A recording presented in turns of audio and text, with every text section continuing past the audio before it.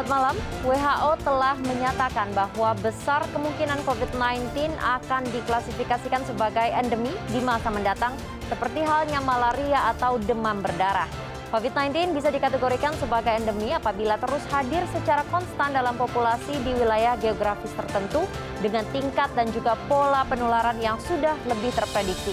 Dan untuk itu kita harus bersiap memasuki masa transisi dari pandemi ke endemi. Selama 1 jam ke depan, saya Ratu Nabila akan membahas pentingnya tetap taat protokol kesehatan pada masa transisi pandemi menuju endemi dalam program spesial Bersatu Melawan COVID-19.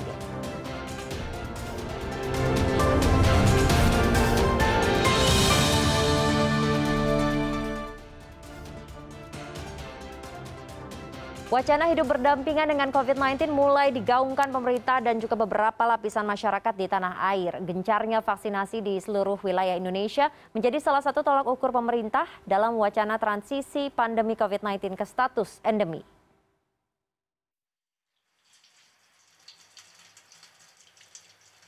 Saat ini COVID-19 masih menyerang seluruh dunia. Dampak pandemi COVID-19 dirasakan benar oleh warga Indonesia. Seperti Nurul, warga Jakarta Timur yang merasakan benar dampak pandemi COVID-19 dalam kehidupannya. Usaha mencari makanan yang digelutinya terpaksa tutup hingga harus mencari ide untuk tetap bertahan. Dirinya berharap pemerintah dapat mengembalikan kondisi ekonomi dan masyarakat tetap menerapkan cara hidup sehat yang mulai terbiasa. Untuk masalah prokesnya, ya itu jelas sih harus ya, karena selain untuk saya pribadi, untuk orang-orang terdekat saya dan juga karena saya sebagai pelaku usaha dan usaha ini usaha makanan itu jelas memang sangat penting untuk menerapkan prokes. Kondisi ini membuat wacana transisi pandemi ke endemi muncul. Ini adalah bagaimana agar masyarakat bisa hidup normal meski masih ada COVID-19. Saat ini pemerintah bersama Satuan Tugas Penanganan COVID-19 memang sedang mempersiapkan transisi pandemi COVID-19 menuju endemi mengingat virus COVID-19 tidak hilang dalam waktu dekat. Namun, epidemiolog dari Center for Environmental and Population Health, Griffith University Australia, Diki Budiman memperingatkan agar berhati-hati. Ia menyatakan penurunan status dari pandemi ke endemi tidak bisa berjalan tanpa dibarengi herd immunity. Menurutnya, belum ada satu negara pun yang berani menurunkan status negaranya dari pandemi menjadi fase endemi. Disiapkan oleh setiap negara mengusulkan yaitu peta jalan pemulihan itu dalam di mana ya itu sebenarnya adalah satu proses transisi besar. Keberhasilan atau menentukan kesuksesan proses transisi ini antara lain adalah ditentukan oleh seberapa ketat, seberapa kuat kita menerapkan indikator strategi intervensi, yaitu 3T. Jadi kalau dalam setiap pandemi atau epidemi, transisi ini bisa gagal atau bisa lambat kalau kita nggak ketat dan nggak kuat dalam menerapkan intervensi testing, tracing. Jadi kembali ke situ. Kepatuhan pada penerapan protokol kesehatan terbiasa menjaga kebersihan seperti mencuci tangan dan menjaga jarak bila diperlukan menjadi kunci persiapan bersama memasuki transisi endemi COVID-19. BNPB menyebut pengendalian pandemi COVID-19 menjadi pengubah situasi untuk masa transisi dari fase pandemi menjadi endemi. Pada fase endemi, kita diharapkan sudah bisa mengontrol dan juga mengatasi lonjakan kasus. Pemerintah juga telah mencanangkan pergeseran fase pandemi menjadi endemi. BNPB akan menerjemahkannya menjadi peta jalan jangka panjang dan ada 3 kunci transisi dari fase pandemi menuju endemi.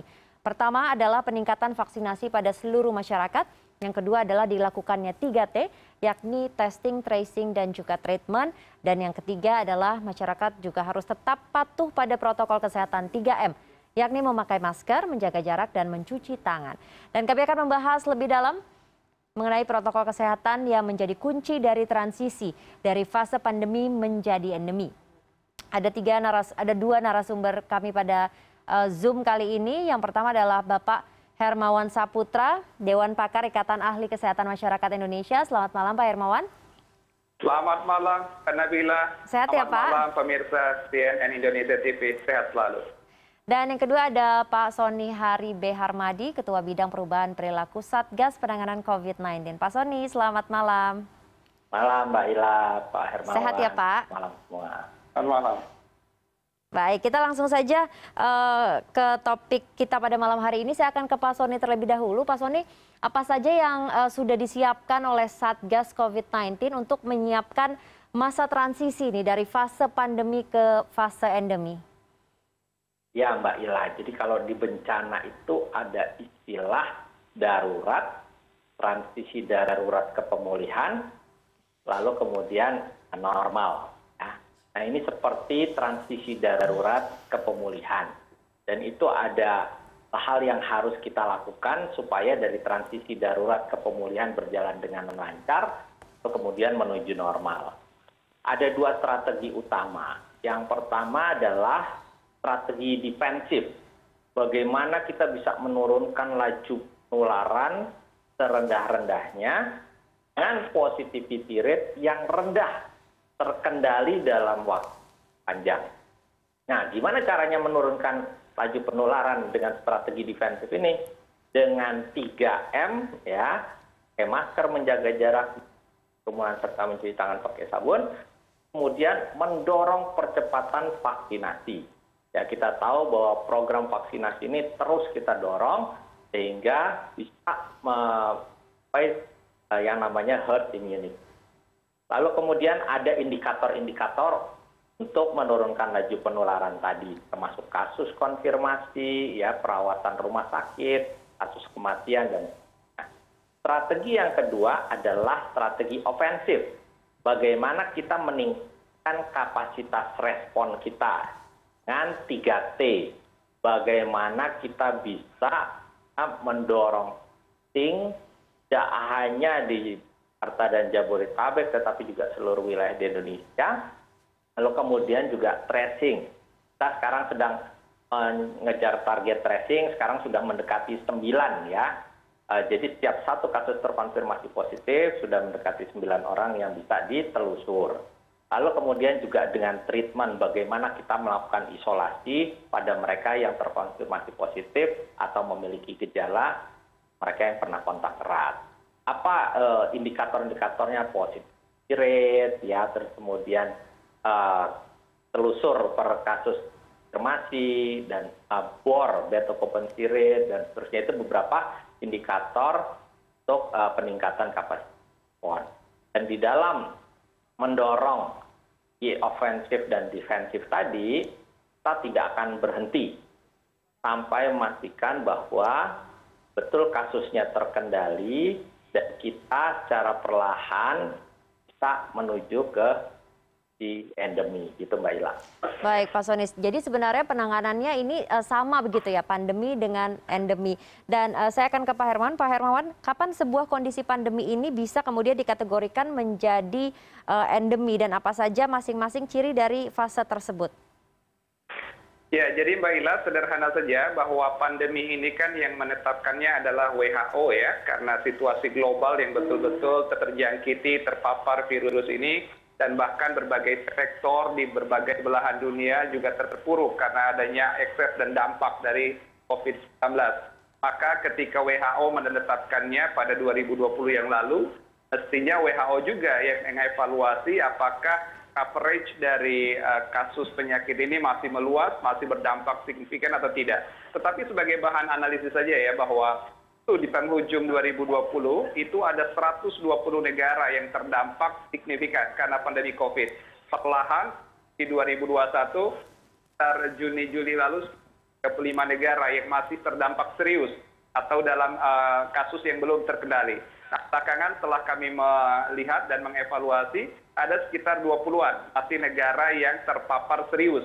Artinya sebenarnya belum ada satu negara pun yang bersih dari kasus COVID ini, tetapi mitigasi resiko di berbagai negara itu berbeda-beda. Ada yang betul-betul terkendali, tapi ada juga yang masih signifikan kasusnya.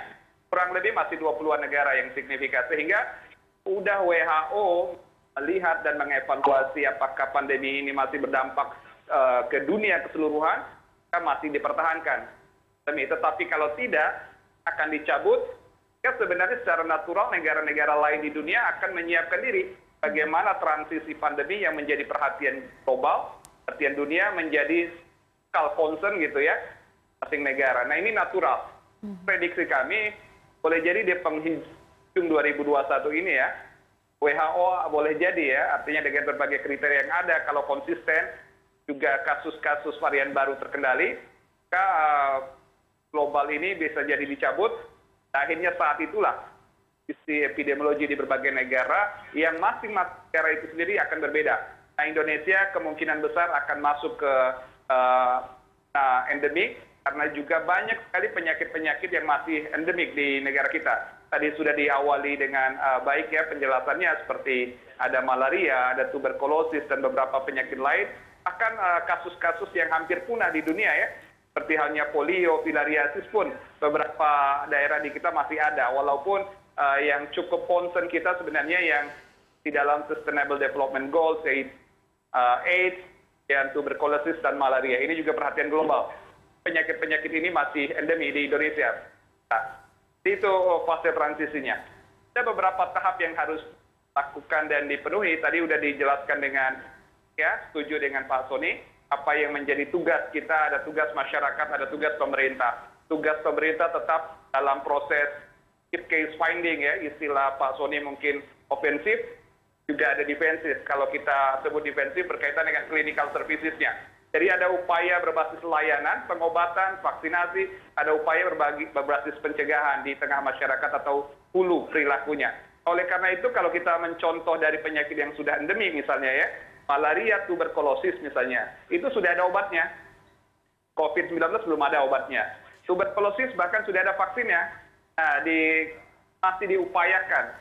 Jadi vaksin yang betul-betul confirm gitu ya, karena sebenarnya hampir di seluruh dunia vaksin untuk COVID ini masih dalam kondisi emergency use dan masih terus dievaluasi, diteliti yang seperti apa dan bagaimana yang memberikan level proteksi optimal untuk masyarakat kita. Jadi Mbak Ila, terkait dengan proses transisi dari pandemi ke endemi ini sangat natural saja. WHO mencabut pandemic situation-nya, masing-masing negara menerjemahkannya terus beradaptasi lah di kita ya, mana roadmap berdampingan dengan COVID-19, tapi sesungguhnya itu natural proses menuju endemi di kita. Tetapi kita berharap endemi di kita itu terkendali, seperti halnya penyakit-penyakit lain. Jadi Mbak Ila, misalnya ya, kasus TBC itu di kita tuh angkanya, berapa daerah kita malah kasus ini belum terkendali dengan baik. Tetapi tidak menjadi kepanikan massal ketika memang sudah ada programnya, ada program DOTS, NTB, ada proses imunisasi dan lain-lain. Ya, upaya mitigasinya menjadi lebih mudah walaupun kasusnya masih tinggi di lapangan. Nah, harapan kita COVID di masa datang demikian. Ada upaya testing, tracing yang baik berkaitan dengan ofensif, tetapi juga ada clinical services atau defensif kita yang siap sedia termasuk dalam proses vaksinasi. Gila. Baik, Pak. Bagaimana kemudian nantinya pemerintah bisa memapping begitu program-program, kita akan lanjutkan dialog usai jeda berikut. Tetaplah bersama kami dalam spesial program Bersatu Melawan COVID-19.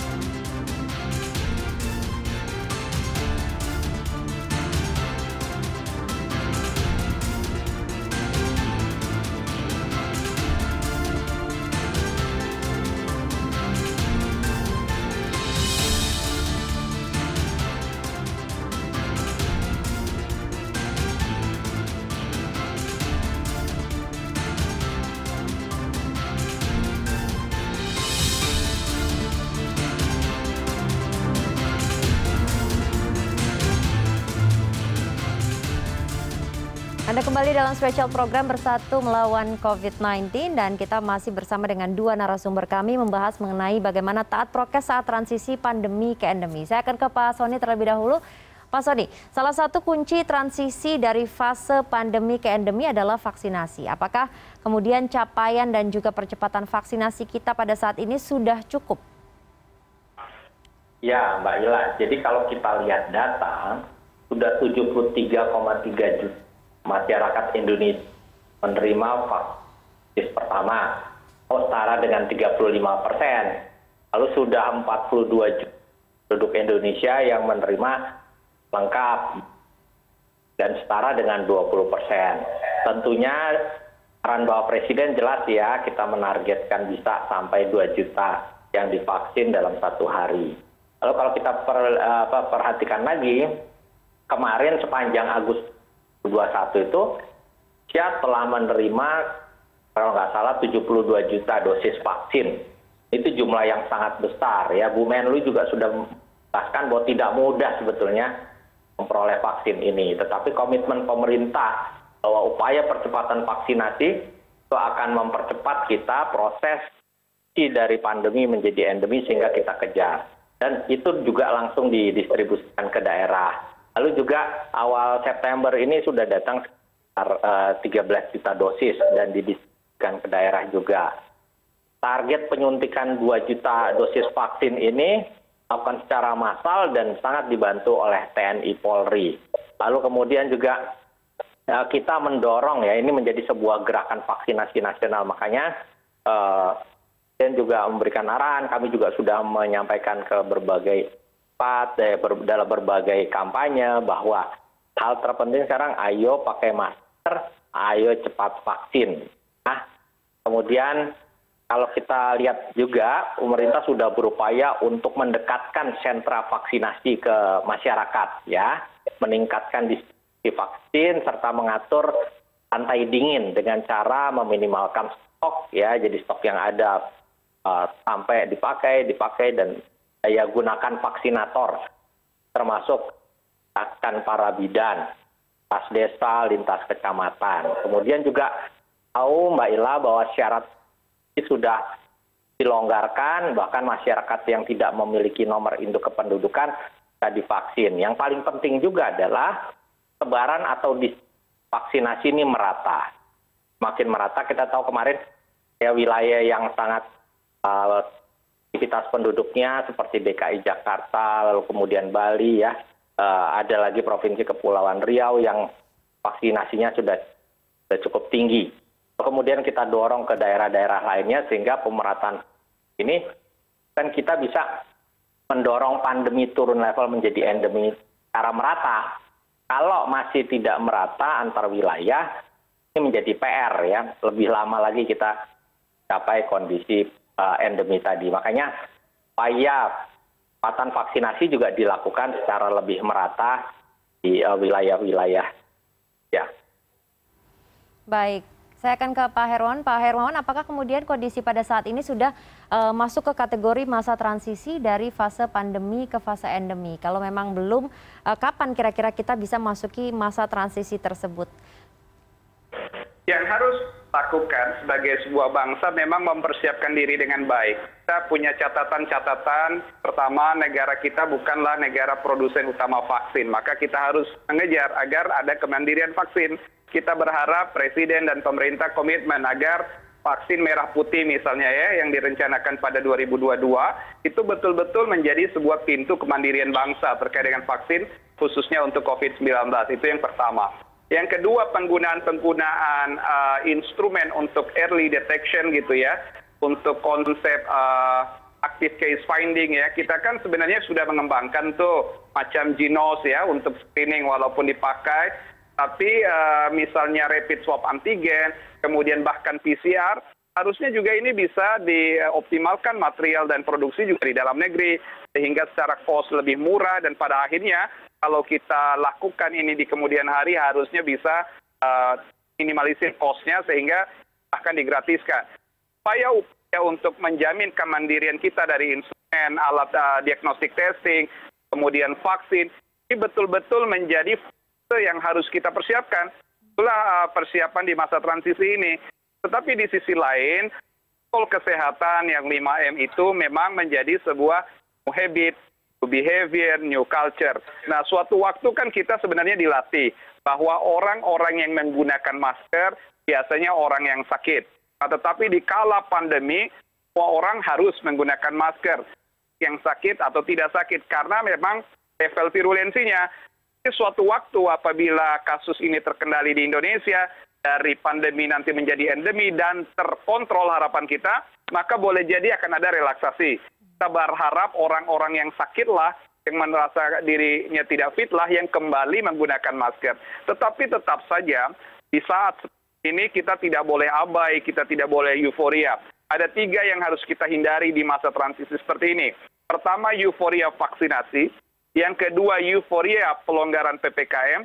Yang ketiga dari unsur pemerintah, euforia kebijakan juga bisa jadi terjadi. Misalnya, ada daerah yang sebenarnya tadinya level 4, turun ke level 3. Itu level 3 merasa happy nih. Perintah juga, aparatur, pengawas, dan penegak hukum. Nah, saat itu bisa jadi ada unsur yang bisa jadi bumerang. Dan kita tidak mau hal-hal yang sifatnya bumerang ini terulang kembali ketika ada relaksasi atau pelonggaran. Nah, kira-kira itu yang harus kita antisipasi, Mbak Ila. Ya, Pak Hermawan, apakah menurut Anda kemudian apa yang sudah dilakukan, strategi-strategi yang dilakukan pemerintah, himbauan-himbauan, apakah ini sudah cukup begitu? Dari aspek komunikasi kesehatannya iya, tetapi komunikasi publik masih harus terus kita benahi. Contoh komunikasi publik ini misalnya terkait dengan perubahan regulasi antara PPKM level 4, ada yang turun ke 3, dari 3 ada yang turun ke 2, atau bahkan dari 3 naik ke 4. Karena 1-2 daerah masih ada yang cukup tinggi resikonya ya. Nah, pemerintah harus mampu mengartikulasikan kebijakan ini ke dalam upaya yang bisa dipahami oleh masyarakat. Jadi masyarakat tidak merasa satu daerah dan daerah lain ada ketidakadilan karena pengetatan, karena ada pelonggaran dan lain-lain. Nah, komunikasi publik atas kebijakan ini harus terus dikembangkan antara pusat dan daerah, antara pemerintah pusat, jadi harus harmonis dan harus sinkron. Ini satu catatan. Yang kedua saya pikir berkaitan juga dengan iklim keseluruhan ya. Negara kita ini kan negara yang cukup banyak sekali variasi latar belakang masyarakatnya, apakah budaya, apakah geografi ya, karena berpulau-pulau, bahkan demografi kepadatannya juga berbeda-beda. Jadi negara kita ini memang punya potensi yang cukup menantang ya, kaitannya dengan keseragaman kenaikan kasus dan keseragaman pengendalian kasus. Kita tahu negara kita boleh jadi ada efek pingpong, dan efek pingpong ini yang harus kita hindari.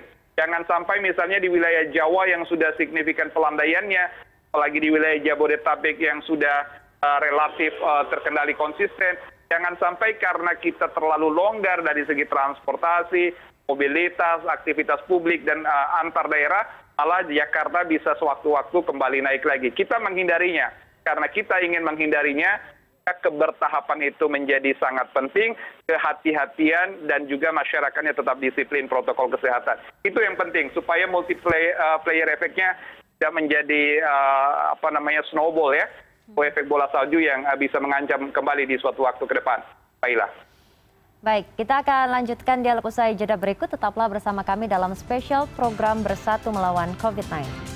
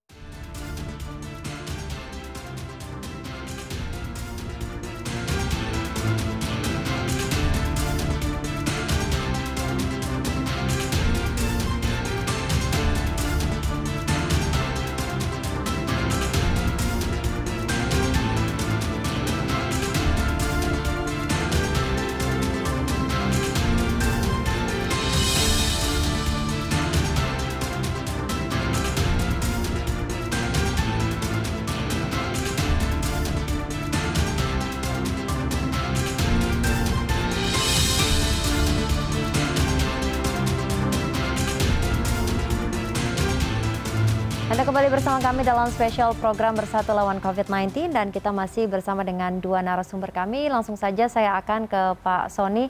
Pak Sony, kepatuhan masyarakat akan disiplin melakukan 3M. Ini kemudian menjadi kunci dari transisi. Bagaimana kemudian Satgas berusaha untuk meningkatkan kepatuhan masyarakat akan prokes dan 3M ini tetap terjaga? Ya betul Mbak Ila, jadi masyarakat perlu memahami bahwa upaya kita tadi menurunkan pandemi menjadi endemi, maka harus terjadi penurunan penularan, harus terjadi penurunan positivity rate, dan itu bisa terlaksana salah satunya dengan kepatuhan protokol kesehatan, yang memakai masker, menjaga jarak, menghindari kerumunan, serta mencuci tangan pakai sabun. Walaupun kasus sudah landai, jangan pernah abai. Kalau memperhatikan data berdasarkan dashboard monitoring perubahan perilaku kami yang bisa dipantau secara real time, keseluruhan dari 3 faktor kepatuhan individu, yaitu masker, jaga jarak, dan cuci tangan, itu ternyata mengalami kenaikan terus dengan skor kepatuhan lebih tinggi dalam pelaksanaan PPKM ini. Jadi kalau kita bandingkan dari mulai tanggal 3 ketika PPKM darurat pertama kali dilaksanakan, sampai ke hari ini tanggal 13 September, itu peningkatan terus terjadi. Kita bersyukur ya, walaupun jadi kenaikan mobilitas, masyarakat sekarang baik dalam hal kepatuhan protokol kesehatan.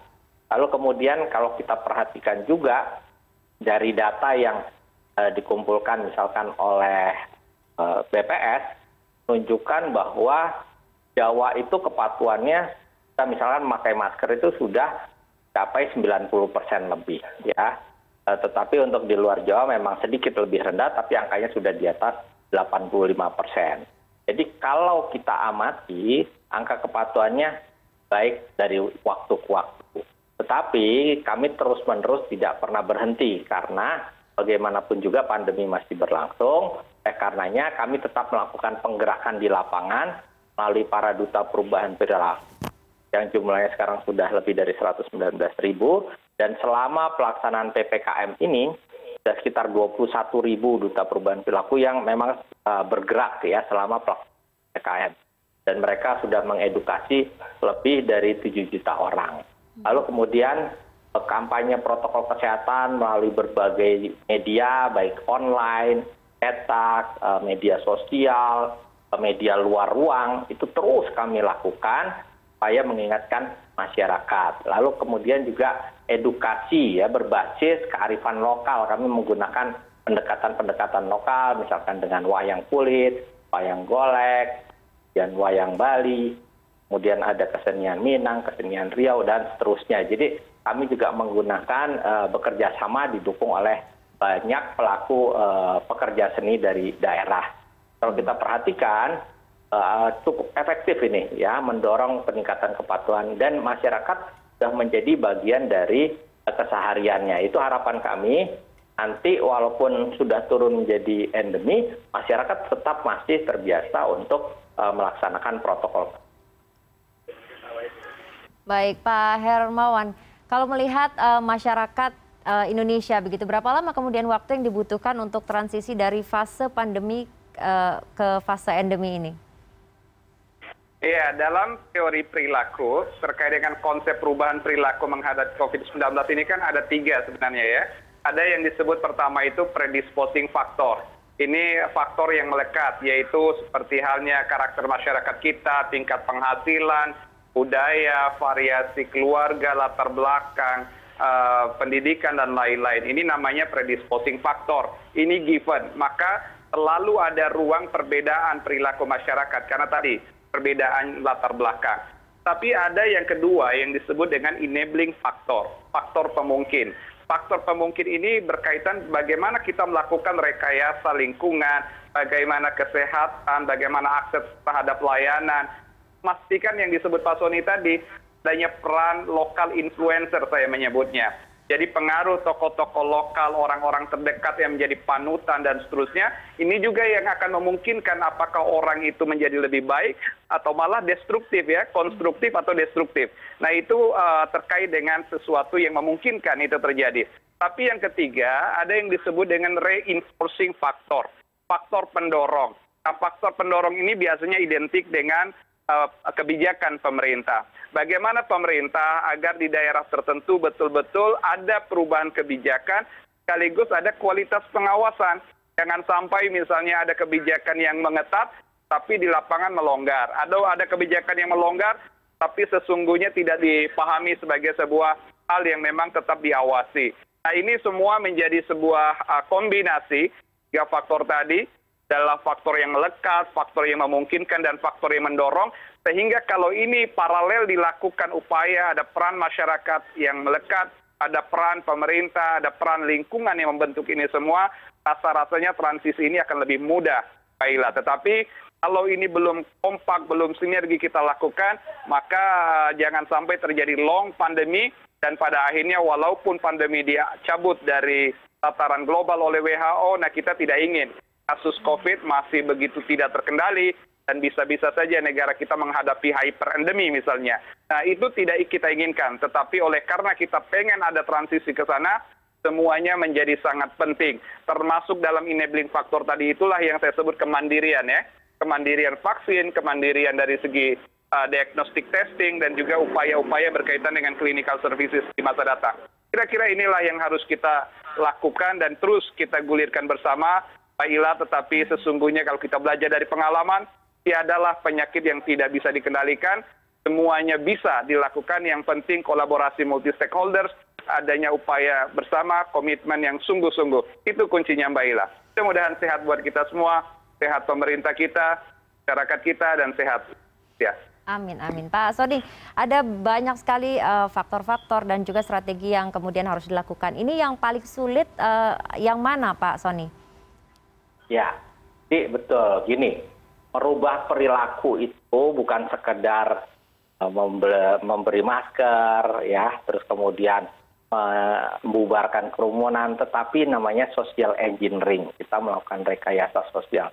Dan hasil surveinya BPS itu menarik, Mbak, ya. Yang pertama, kayak pendidikannya cenderung lebih patuh kesehatan.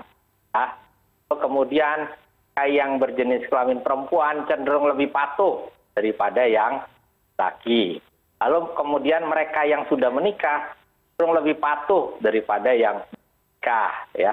Dan yang menarik lagi gini, mereka yang sudah divaksinasi 2 kali cenderung lebih patuh daripada yang belum divaksinasi.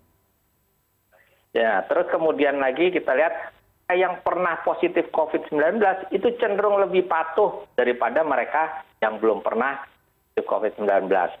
Semakin tua umurnya semakin lebih patuh. Terus kemudian semakin tinggi income-nya juga semakin lebih patuh. Jadi ini menjadi sebuah informasi tentang gambaran kondisi sosial demografi masyarakat terkait dengan penerapan protokol kesehatan. Juga kalau kita lihat menurut wilayah juga ada perbedaan-perbedaan. Ada masyarakat yang sangat paternalis, tetapi patternnya adalah para pemuka agama. Ada masyarakat yang paternalistik, tetapi acuannya adalah tokoh adat. Jadi berbeda-beda. Kami menggunakan semua pendekatan. Setiap target kita itu punya strategi cara sendiri. Makanya kelompok yang anak-anak muda misalkan kami punya komik, ya, terus kemudian kami punya bergambar, kami punya TikTok, ya, dan seterusnya. Tapi untuk masyarakat yang cenderung lebih memperhatikan pendekatan-pendekatan kearifan lokal berbasis budayanya, juga kami dorong kan pendekatan budaya. Jadi setiap strategi itu punya pasarnya lah ini.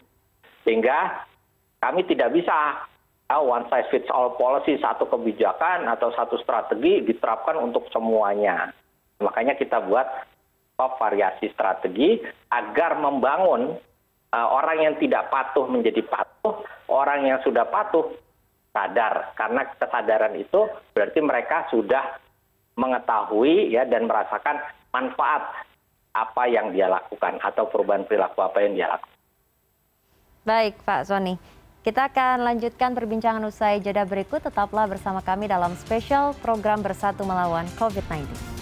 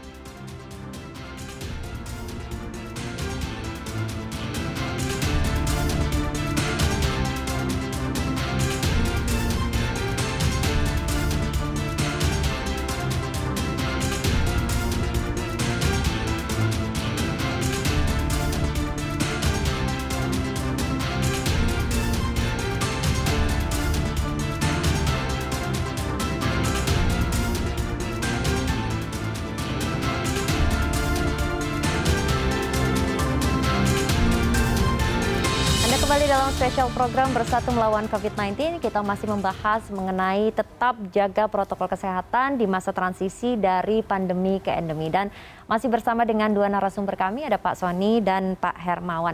Saya akan ke Pak Sony terlebih dahulu. Pak Sony, salah satu upaya agar masyarakat tetap menjaga protokol kesehatan adalah dengan gerakan mobil masker. Nah, bagaimana kemudian hasil dari gerakan mobil masker itu?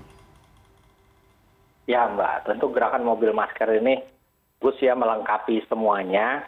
Dan strategi kita kampanye, lalu kemudian mengedukasi door to door ya dengan penggerakan di lapangan.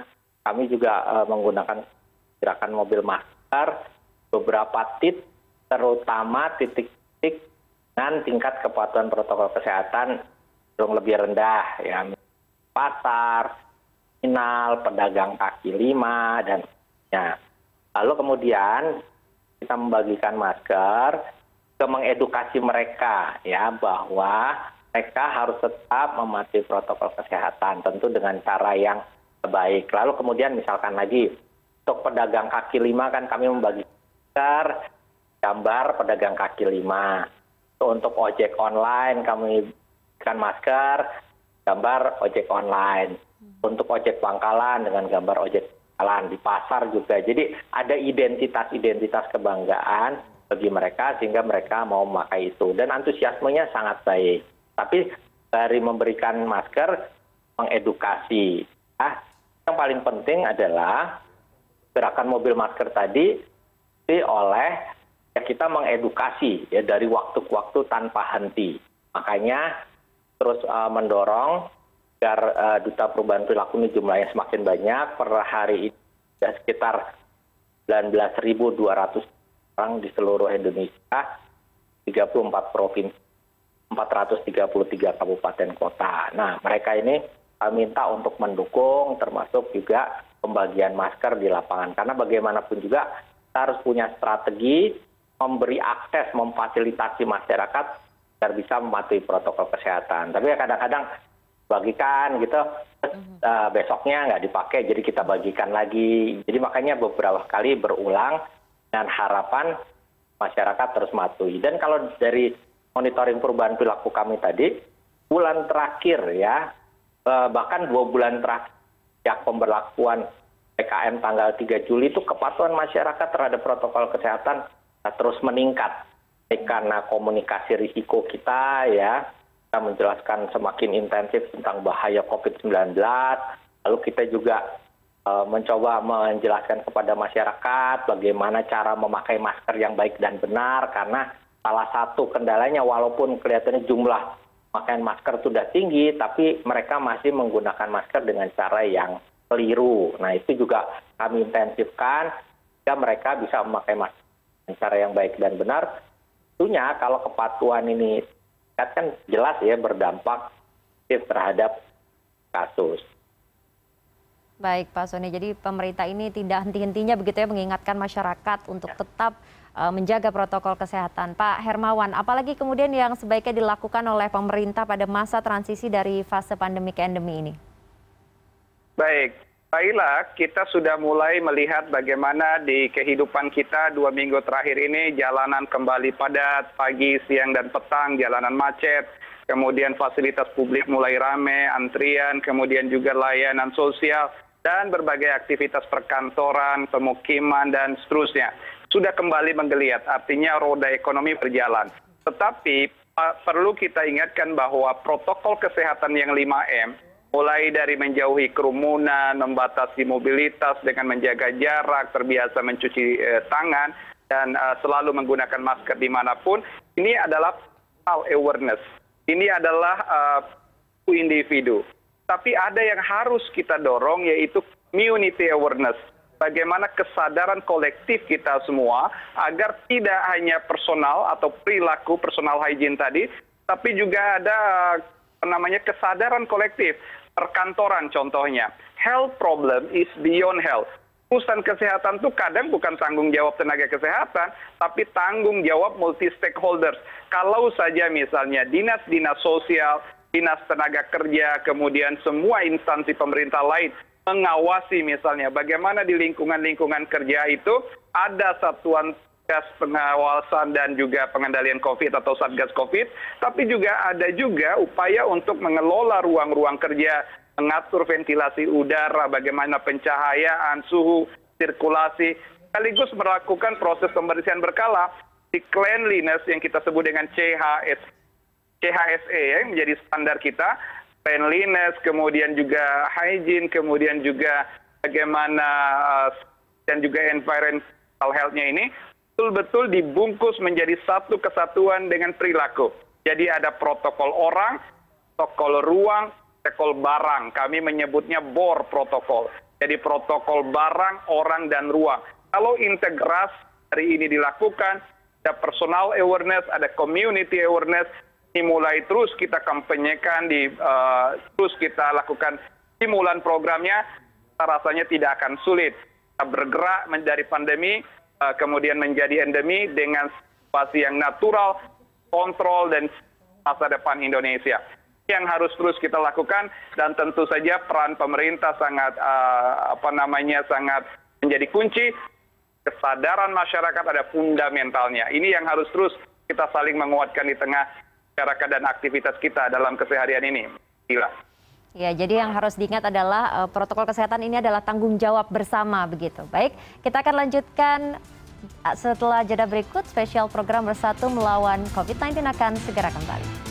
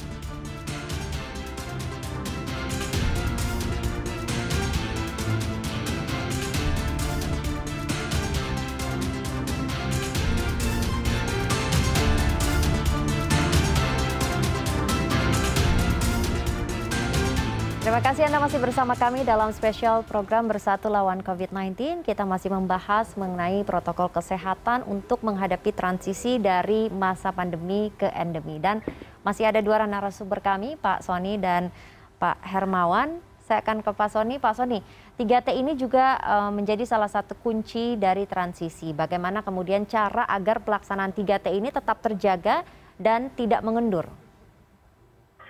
Ya Mbak Ila, jadi yang pertama pemerintah menetapkan target testing yang lebih tinggi, ya bahkan meningkatkan target dari 200 per hari menjadi 400.000 per hari. Ini jauh lebih daripada targetnya WHO.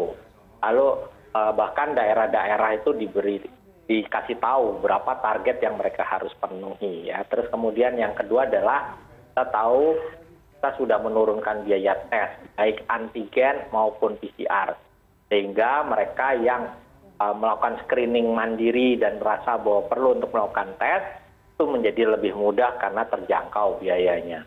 Lalu kemudian yang ketiga, kita juga sudah menggunakan aplikasi Peduli Lindungi untuk melakukan telusur atau tracing secara digital. Bagaimanapun juga, tracing secara manual itu tentu dihadapkan pada berbagai tantangan yang tidak mudah. Oleh karenanya penggunaan aplikasi Peduli Lindungi ini akan mempermudah kita untuk melacak apa yang pernah kontak erat dan seterusnya. Jadi bahkan apalagi aplikasi Peduli Lindungi ini kan digunakan untuk masuk ke mal, tempat pariwisata, ke tempat kerja dan di situ kita bisa tahu apakah seseorang itu pernah kontak erat atau tidak. Begitu tahu, maka harus ada tindak lanjut, misalkan membawa ke isolasi terpusat atau kemudian melakukan testing terhadap yang bersangkutan. Lalu kemudian kita juga akan pemantauan isolasi, ya, khususnya yang isolasi terpusat. Memang masih ada yang melakukan mandiri, lalu kemudian kita dukung dengan cara door to door, ya, ada tenaga kesehatan yang mengunjungi pasien. Kita juga terus mengajak masyarakat untuk terus proaktif, ya, berpartisipasi dalam tes dan tindak lanjut. Dan kalau kita lihat sekarang, hubungan masyarakat semakin baik, stigmatisasi hilang, karena mereka tahu bahwa justru mengetahui dirinya terkonfirmasi positif, terus dengan yang dilakukan isolasi terpusat, maka dirinya bisa melindungi orang lain agar tidak tertular. Dan adanya PPKM Mikro, sebetulnya juga membangun daya gotong royong komunitas, sehingga ada lagi stigmatisasi. Waktu di awal-awal dulu kan pandemi, stigma itu masih muncul. Lalu kemudian kita tahu juga bahwa tadi aplikasi Peduli Lindungi kan banyak, ditingkatkan kapasitasnya, kemudian terhubung dengan aktivitas. Kan akan ada pembukaan secara bertahap 6 sektor, ya, termasuk perdagangan, pariwisata, keagamaan, pendidikan, dan seterusnya, juga terhubung dengan Peduli Lindungi, sehingga kita tahu bahwa bisa melakukan secara digital, lalu kemudian kita bisa mendorong testing, ya, akhirnya kita bisa menurunkan angka penularan lebih baik lagi. Jadi memang 3T ini sebagai strategi ofensif, ya, kalau kita sebut strategi ofensif untuk mengetahui mereka yang memiliki penyakit COVID-19. Baik Pak Sony, 3T dan juga 3M untuk masyarakat. Pak Hermawan, apa lagi kemudian yang harus dilakukan oleh masyarakat pada masa transisi dan juga apa yang harus diwaspadai pada saat memasuki fase endemi nanti? Nah, menarik nih, saya ingin masuk ke post-pandemic issues. Jadi bagaimana kejadian yang mungkin terjadi setelah pandemi ini dicabut oleh WHO misalnya, ya. Di masa datang, perkiraan kita di tahun depan, ya, 2022, masyarakat Indonesia akan disibukkan dengan banyak kasus-kasus kesehatan yang kembali muncul, tidak hanya berkaitan langsung dengan COVID. Tapi penyakit-penyakit sebelumnya, ya, halnya yang sering membunuh langsung, bagian dari penyakit 5 besar pembunuh di Indonesia, kasus penyakit tidak menular biasanya. Itu ada penyakit jantung, ada stroke, ada kanker, gagal ginjal, dan penyakit diabetes. Nah, penyakit-penyakit ini kemungkinan akan bertambah seiring dengan kembalinya orang-orang untuk memeriksakan diri berobat, tapi juga banyaknya waktu yang terbuang untuk mengontrol kesehatan, pemantauan dan pendampingan selama pandemi 2020 dan 2021. Maka penyakit-penyakit yang mungkin akan muncul kembali ini menjadi beban lain yang harus diperhatikan. Clinical services kita harus lebih kuat, tapi yang paling penting kan kaitannya dengan perilaku tadi. Dan perilaku ini hulunya ada di masyarakat. Upaya kesehatan masyarakat, effortnya harus berkali-kali lipat untuk kita cepat mengantisipasi banyaknya beban dan penyakit yang mungkin akan kembali ada di Indonesia. Tapi juga kalau kita konversi dengan anggaran ya, ini kan pemerintah sudah memberikan gambaran bagaimana anggaran kesehatan di 2020 yang lalu, 2021 ini, dan rencana tahun 2022. Kami melihat pos-pos anggaran ini belum optimal. Jadi upaya yang berkaitan dengan quality assurance, berkaitan dengan health assurance, itu masih porsi besar pada clinical services. Nah, upaya kesehatan perorangan masih mendapatkan porsi terbesar untuk penjaminan kaitan dengan pengobatan di vaskes seperti halnya rumah sakit. Tetapi upaya kesehatan masyarakat yang kami ingin dorong, sama halnya juga yang disampaikan Pak Sony ya, bagian dari upaya ofensif, 3T itu bagian dari public health initiative, upaya kesehatan masyarakat. Harusnya juga itu tercermin di dalam penganggaran, hingga juga ada aktivitas-aktivitas hulu yang sifatnya pencegahan, motif, edukatif, ini harus lebih dikedepankan. Termasuk rekayasa-rekayasa kesehatan lingkungan. Kita menyadari penyakit-penyakit yang mengendemi seperti halnya malaria, DBD, ini kan berkaitan dengan lingkungan. Maka kesadaran kita di dalam mengelola lingkungan, perilaku hidup bersih dan sehat, seperti halnya perilaku tangan, banyak gerakan masyarakat sehat, semua seharusnya mendapatkan porsi lebih. Jadi post pandemi isus, setelah pandemi dicabut menjadi endemi kemungkinan di beberapa negara termasuk Indonesia, khususnya ini yang menjadi arah untuk terus dikembangkan. Saya berharap teman-teman di lingkungan internal pemerintah, termasuk di Satgas COVID, seperti halnya Pak Sony, upaya yang sudah luar biasa kita lakukan selama ini harus juga selaras dengan komitmen, penganggaran, sekaligus juga pengendalian kasus dan mengantisipasinya di masa datang.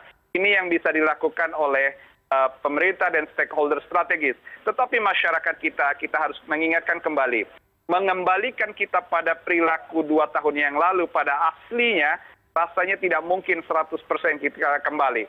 Tetap harus ada yang kita adaptasi. Bagaimana perilaku yang sudah bagus seperti halnya mencuci tangan, terbiasa menjaga jarak dalam kaidah penyakit menular, ini harus tetap kita latih untuk mawas diri, sehingga suatu waktu tidak hanya COVID yang kita keluar dari kasusnya, penyakit-penyakit seperti tuberkulosis gitu ya, penyakit-penyakit juga menular karena lingkungan, karena kaitan dengan higienitas, bisa dicegah sekaligus.